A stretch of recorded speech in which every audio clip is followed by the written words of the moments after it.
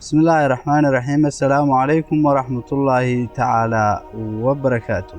إسلام waxaa loola jeedaa isu dhiibidda iyo u hoggaansamidda Allaha weyn ee uumay ifka aynu ku noolnahay iyo inagaba.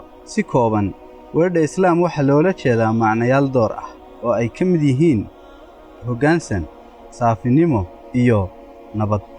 Diin ahaan, weerarka Islaam waxaa loola jeedaa hoggaansan.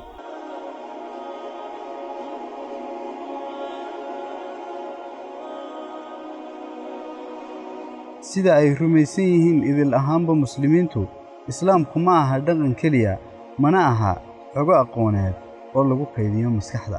Waa hannaan nololeed oo dhammaystiran.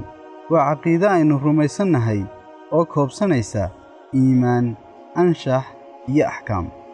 Marka aad qaadatay islaamka, waxa ay ka dhigan tahay in aad leedahay Alle ayaan ku raali gelinayaa dhammaan noloshayda, mana ku dhaqmaayo wax aanu ii oggolayn.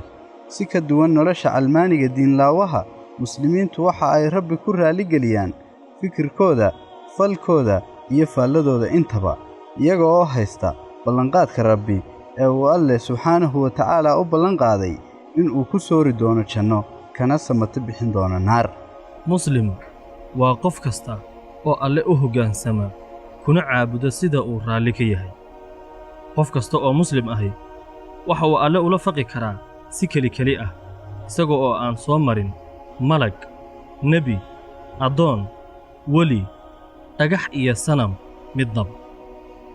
qof kasta oo kownka ku nooli waxa uu dhashay isagoo oo daahir ka ah gef iyo khalad, dembi la'aan.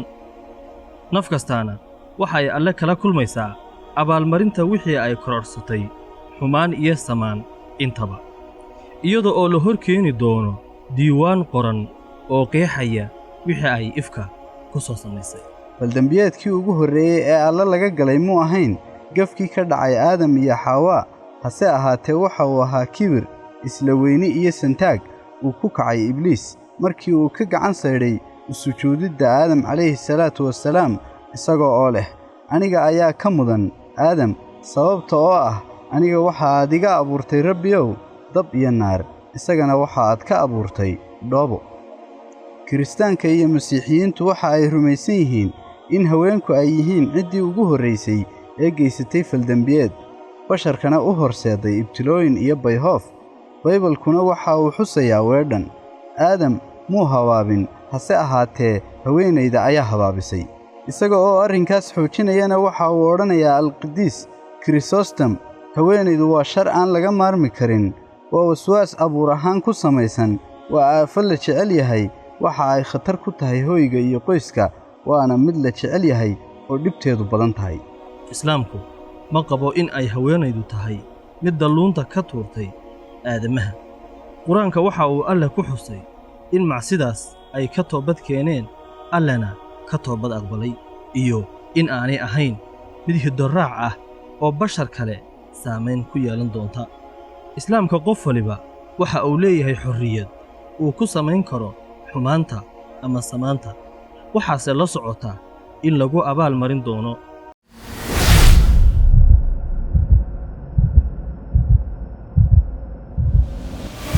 tiirarka iimaanka, rumaynta Alle keligii ah oo dabbara gebi ahaanba kownka, waa xaqiiqada dhabta ah ee uu iftiiminayo qur-aanku. rumayntaasina waxa ay koobsanaysaa 6 arrimood oo loo yaqaano tiirarka iimaanka. tiirarka iimaanka midka ugu horreeya waxa uu noqonayaa rumaynta Alle oo keligii ah, iimaan dhab ah oo aan shaki lahayn. tiirka labaad, rumaynta malaa'igta Alle, waa makhluuq ka duwan aadamaha oo uu Alle ka abuuray nuur iyo iftiin. ma laha xorriyad, malag walba waxa uu leeyahay shaqo gaar u ah oo uu Alle u igmaday. Alle waa ay addeecaan, wixii uu farayna waa ay sameeyaan, mana caasiyaan. meel kasta oo samada ka mid ah waxa sujuudsan malag. tiirka saddexaad ee ka mid ah tiirarka iimaanku waxa uu noqonayaa rumaynta kutubta ka timi xagga Alle subxaanahu wa tacaala. qur'aanka waxa lagu sheegay suxuftii Nebi Ibraahim, Tawraad, Injiil, Sabuur iyo qur'aanka oo ah kitaabkii ugu dambeeyey ee ka yimi xagga Rabbi subxaanahu wa tacaala.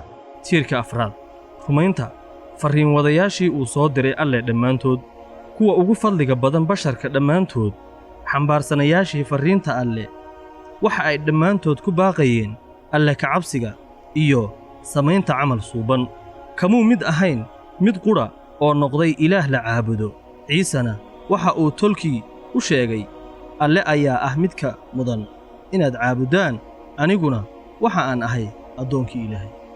tiirka shanaad ee ka mid ah tiirarka iimaanka loogana baahan yahay qof kasta oo muslim ah waa rumaynta maalinta dambe ee yowmalqiyaama, maalinta la xisaabin doono aadamaha.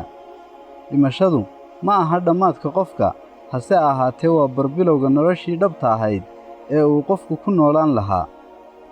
nolosha adduunku waa imtixaan qof kasta oo inaga mid ahi uu mari doono, taas oo u horseedi doonta in uu ku dambeeyo janno ama naar. idil ahaan aadamaha dib ayaa loo soo saari doonaa, waxaanay ku dambayn doonaan hoygoodii dhabta ahaa ee ay mutaysteen. tiirka lixaad, rumaynta qadarka rabbi, rumaynta wax kastaaba in ay ifka uga dhacayaan sidii uu alle doonay ee uu jaangooyey. marka uu qofku rumeeyo lixdaas tiir, waxa uu ahaanayaa qof alle ku rumeeyey keliya qalbigiisa, waxaana loo baahan yahay inuu rumayntaas u beddelo waxqabad iyo camal.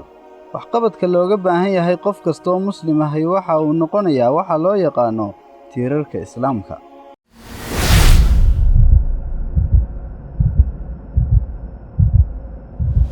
tiirka koowaad, ku dhawaaqidda shahaadateynka laa ilaaha ila allaahu muxammadun rasuulullah. tiirka labaad ee ka mid ah tiirarka islaamku waxa uu noqonayaa oogitaanka 5 salaadood maalinkii iyo habeenkii isku soo wareeg ah. tiirka saddexaad, soomitaanka afxidhashada bisha ramadaan. waxaa ka mid ah tiirarka islaamka bixinta sekada oo ah hannaan dhaqaale oo ay muslimiintu kaga maarmi karaan kuna caawin karaan dadkooda tabaalaysan ama inta jilicsan. tiirka shanaad, gudashada xajka ciddii awoodda dhaqaale ahaan iyo naf ahaanba. islaamku waa shay aan lahayn midab, dhadhan iyo ur inta midnaba. waa sida biyaha cad ee saafiga ah. islaamka waxaa midab dooriya dhaqamada iyo caadooyinka aan ka mid ahayn ee dadka qaatay ay gaar u lahaayeen, sida ay biyuhu isula beddelaan arrimahaas ugana baxaan saafinimadii ayaa uu islaamku ugu ajoobaa dhexgelinta caadooyinka iyo dhaqamada. muslimiintii dabaqay islaamka qarniyadii ugu horreeyey ee ay ka mid ahaayeen safacii saxaabadu waxa ay noqdeen tusaalayaal ifaya oo wax ka beddelay nolosha dhinac kasta oo la sheegana waxa ay noqdeen barayaal looga dambeeyo iyaga. xataa aqoonta la xidhiidha maaddada waxa ay baradhaaraadeen galbeedka oo aan iyagu wax kalaba ku hawlanayn. sidee ayaa uu islaamku u beddelay nolosha?